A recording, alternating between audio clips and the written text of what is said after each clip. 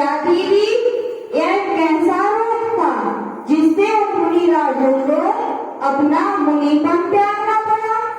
अरे इस रोग से उन मुनिराज को इतनी अधिक भूख लगती थी कि वह 20-30 मिनट में ही अपना सारा भोजन खत्म कर देते थे। लेकिन मुनिराज तो केवल एक ही बार आचरण करते हैं तो उनकी यह व्याधि शांत नहीं हो पाती थी। तभी वह अपने गुरु के पास जाकर यह मुनि व्रत त्याग कर देते हैं और ब्रह्मचार्य व्रत धारण कर लेते हैं। क्या तुम इनकी कथा एक नाटक के रूप में देखना चाहोगे? जी दीदी, दिखाइए। अच्छा तो ठीक है, मैं दिखाती हूँ, आप सभी भी ध्यान से देखना, ठीक है?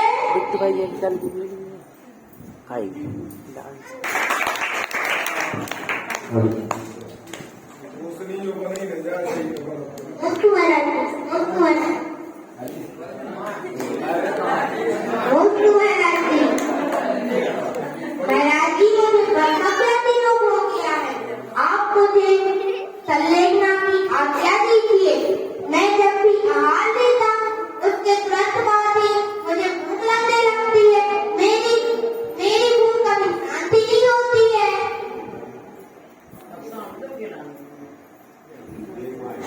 मुझे संलेखना की आज्ञा दीजिए। रोग से डरकर संलेखना लेना क्या उचित है? नहीं महाराज जी, मैं डरकर संलेखना नहीं ले रहा हूँ, बल्कि मुझे तो इस बात का डर है कि अगर इस रोग के कारण मुझे मेरे मुनि बने में दोष लग गया तो बताने क्या होगा? मुनि बने में दोष न लग जाए इसका उपाय बता सकता हूँ, पर खट्टे खट्टे मुनि को संलेखना की आज्ञा नहीं दे सकता। जी महाराज जी, अगर उपाय है तो बताइए। हे मुनिराज, यह कपड़े पहनिए और ब्रह्मचारी अवस्था को धारण कीजिए। ब्रह्मचारी 2 बार भोजन ले सकता है। भोजन के अलावा पानी से पेट भर सकते हो। यह रोग ठीक हो जाएगा, तब फिर मैं तुम्हें फिर से दीक्षा दूंगा। जी महाराज जी, जैसे आपकी आज्ञा। महाराज जी, आप मेरे पीछे कमर में यहीं पर रख लीजिए।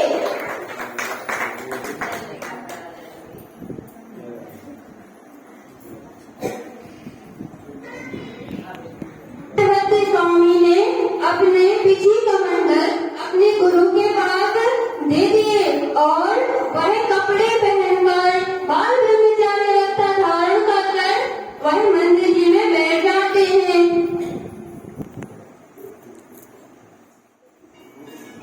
और पता क्या हुआ था? 2वीं शताब्दी में वह दक्षिण भारत में कांची नगर में हुआ था। ये मुनि बहुत अच्छे से शास्त्र और स्तुतियां लिखते थे और अपनी आत्मा का बहुत ही तन्मयता के साथ ध्यान करते थे। इन्हें बहुत सारे शास्त्र व्याकरण आदि का बहुत अच्छे से ज्ञान हो गया था। तो आप देखिए, अब कैसे हमारे गुरु जी यह अपने स्थान धर्म विचार का धारण करके मंदिर जी में बैठे रहते हैं। ब्रह्मचारी भैया को देखकर कोई भी आता और निमंत्रण कर लेता। भैया जी, आज आपका भोजन मेरे यहाँ है, आइए और भोजन कीजिए। ठीक है, मैं चलता हूँ।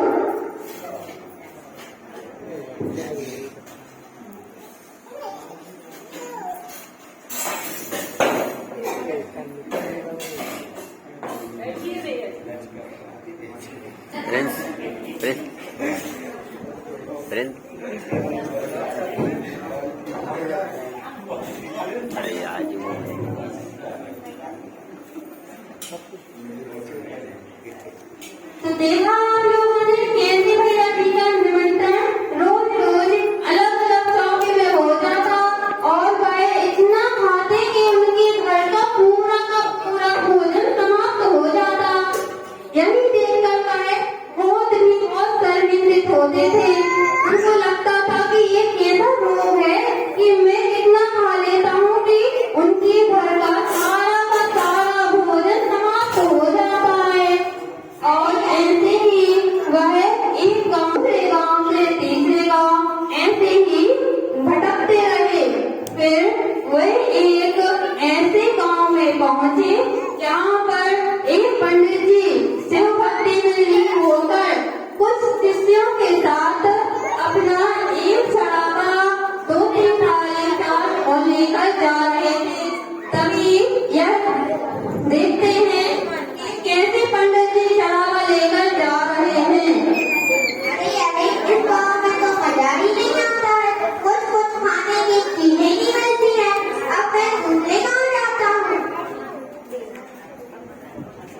अरे अरे पंडित जी, ये चट अर्पित किया हुआ आप प्रसाद कहाँ पर ले जा रहे हो? ये प्रसाद तो भगवान को अर्पित किया जाता है और आप लोग उस प्रसाद को घर ले जा रहे हो। नहीं, मैं घर नहीं ले जा रहा। मैंने भगवान को भोग लगा दिया है और ये जो बचा प्रसाद है ये मैं भक्तों में बांट दूंगा। अच्छा अच्छा, आप ऐसा करते हो। लेकिन अगर आप में से किसी में ऐसी शक्ति है जो भगवान को स्वयं ही प्रसाद खिला पाए। नहीं नहीं, मुझ में ऐसी शक्ति नहीं है कि मैं स्वयं भगवान को प्रसाद खिला सकूं। क्या तुम में यह शक्ति है? हाँ हाँ, मुझमें ये शक्ति है। मैं ये भोग भगवान को खिला सकता हूँ। क्या तुम झूठ तो नहीं बोल रहे? मैं अभी राजा को बताकर आता हूँ कि हमारे नगर में एक बहुत अचंभित बात हुई है। ठीक है, मैं इंतजार करूँगा।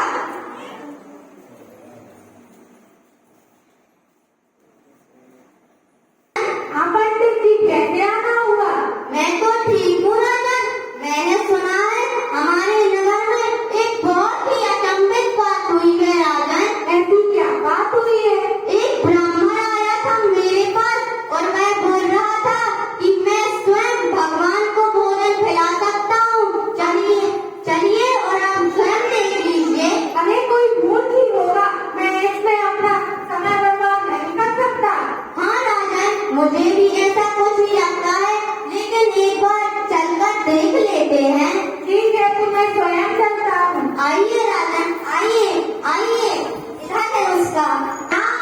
राजन, यही है वो ब्राह्मण। तो तुम ही बन सकती हो जो सारा भोजन भगवान को ग्रहण कर सकता है। हाँ हाँ राजन, मैं ही वो व्यक्ति जो सारा भोजन भगवान को ग्रहण करवा सकता हूँ। अगर तुम ऐसा नहीं कर पाए तो मेरा समय बर्बाद करने में तुम्हें दंड मिल सकता है। जी जी महाराज, मैं आपका समय बर्बाद करने का दंड जरूर कर सकता हूँ। ठीक है, तो आज से सारा भोजन तुम भगवान को खिलाना। जी महाराज।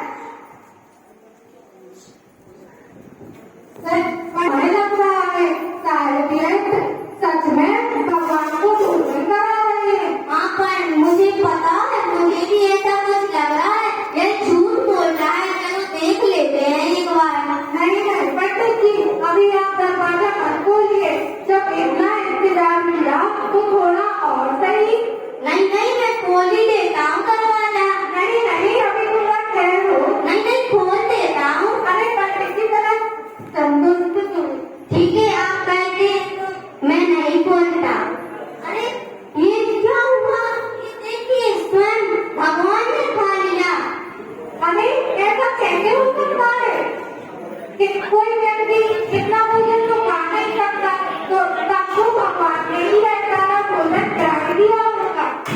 तो ठीक है, अब से तुम ही सारा भोजन भगवान को ग्रहण करवाना। पंडित जी, आज से सारा भोजन और सारा व्यंजन जो चढ़ावा आता है वह पंडित जी को दे देना, ताकि वह भगवान को खिला सके। चलो पहले हम चलते हैं। राजन ने उन गुरु को आज्ञा दे दी कि आप इस आप मंदिर में रह सकते हैं और कर मंदिर में ही रहकर अपना स्वाध्याय और लेखन कार्य करने लगे। और इसी तरह करते करते उन्होंने बहुत से शास्त्र और ग्रंथों की रचना कर दी थी। लेकिन यह बात उन पंडित और राजा को पता नहीं था, इसीलिए वह उन्हीं को यह समझते रहे कि ये शिव भक्त हैं और यही भक्ति को भोजन ग्रहण करा देते हैं। तो देखिए अब क्या होता है। क्या है, ब्राह्मण तो खुश हो जाएगा देखकर।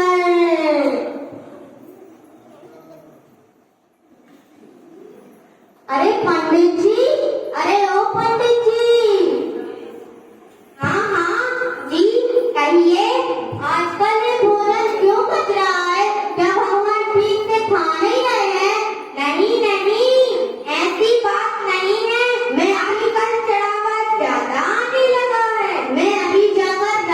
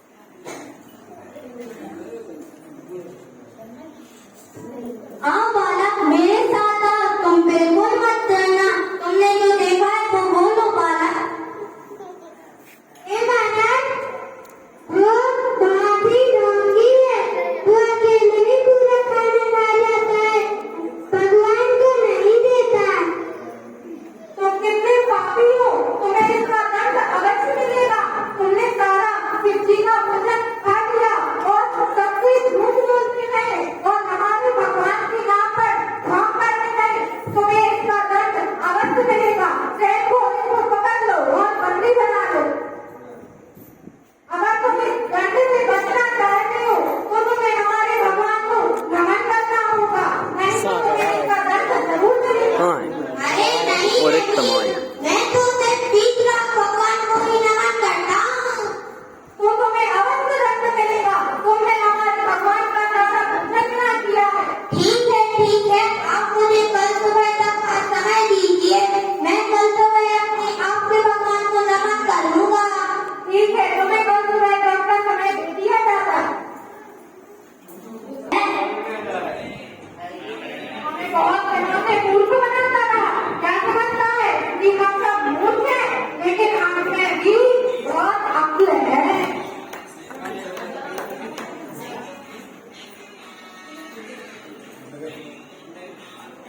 करना है तो थोड़ा आराम करने की हो। अरे यार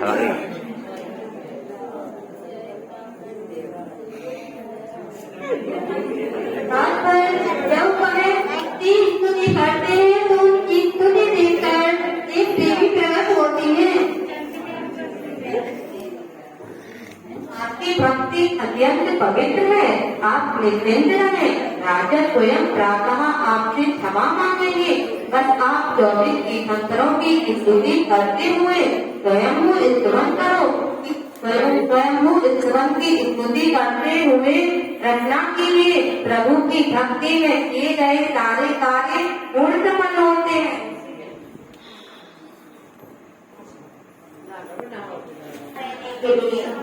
क्षमा कर दो महाराज। ठीक है, अब इस पाखंडी को बाहर लाया जाए।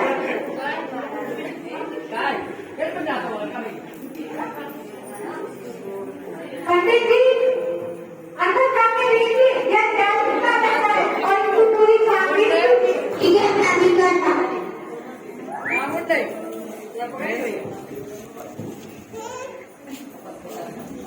इसमें क्या लिखा है? इसमें लिखा है महावीर भगवान की जय, आदिनाथ भगवान की जय, पारसनाथ भगवान की जय। इसमें ये सब लिखा है। महाराज ये जैन है, ये पाखंडी। यह पाखंडी पापी है और यह मुकाबला करता रहा और इसको तो हमारे भगवान की जय करना ही होगा। यह तो पाखंडी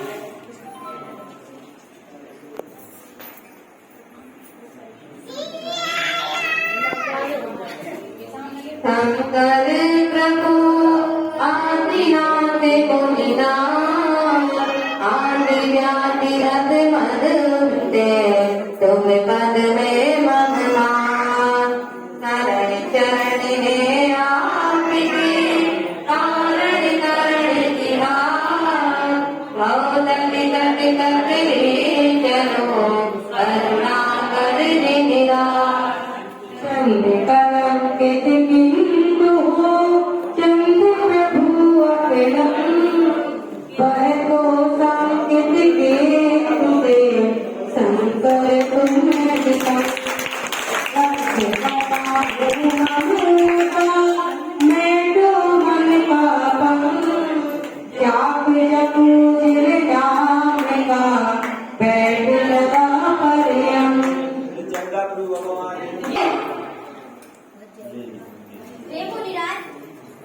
हे मुनिराज, मुझे भी क्षमा कर दीजिए। मैंने आपको पाखंडी बहुत कुछ कहा मुनिराज। अरे नहीं, अब मुझे जाने दो। अब मुझे दीक्षा भी लेनी है, मुझे जाने की आज्ञा दो। नहीं महाराज,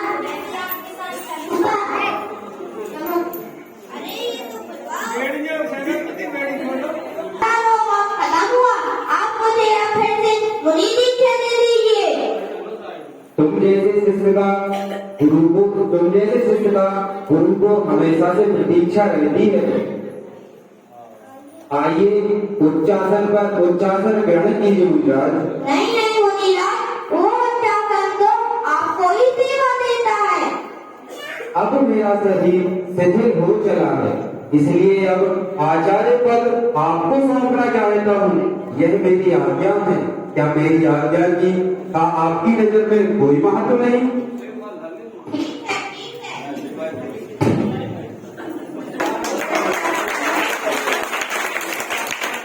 हे भगवान, मुझे भी अब आपकी तरह ले लीजिए। मुझे अब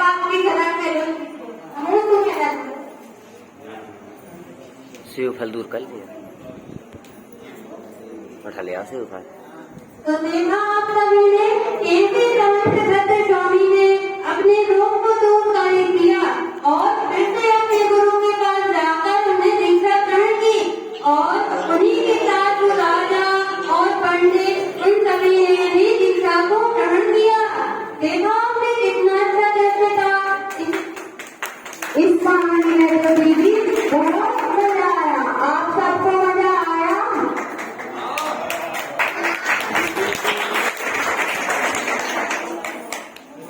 एक स्पीकर लो, माइक तो माइक